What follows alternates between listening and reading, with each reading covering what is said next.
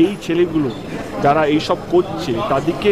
ওসমান হাদির মৃত্যুর পর থেকেই দেশ জুড়ে উত্তেজনা, আর ঠিক এই অবস্থাতে হঠাৎ করে লাইভে এসে বড় মন্তব্য করলেন দেব।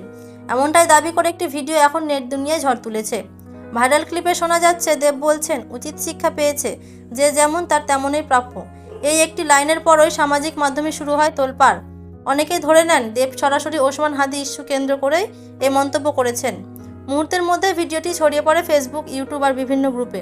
কেউ প্রশংসা করছেন, কেউ আবার ক্ষোভ প্রকাশ করছে। অনেকে বলছেন দেব এতদিন চুপ ছিলেন, এবার তিনি প্রকাশ্যে মুখ খুললেন। আবার কেউ দাবি করছেন এই বক্তব্যের মাধ্যমে দেব একটি শক্ত বার্তা দিতে চেয়েছেন। আবেগ, ব্যাখ্যার নানা বিশ্লেষণে ভরে যায় কমেন্ট সেকশন। কিন্তু পুরো লাইভে প্রেক্ষাপট খুঁটিয়ে দেখলে ছবিটা বদলে যায়।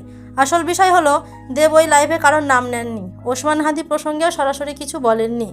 তার বক্তব্য ছিল সম্পূর্ণ ভিন্ন একটি বিষয় নিয়ে, যেটাকে কেটে এনে বিভিন্নভাবে ছড়ানো হয়েছে।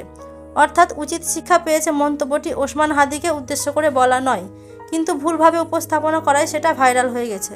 ধন্যবাদ।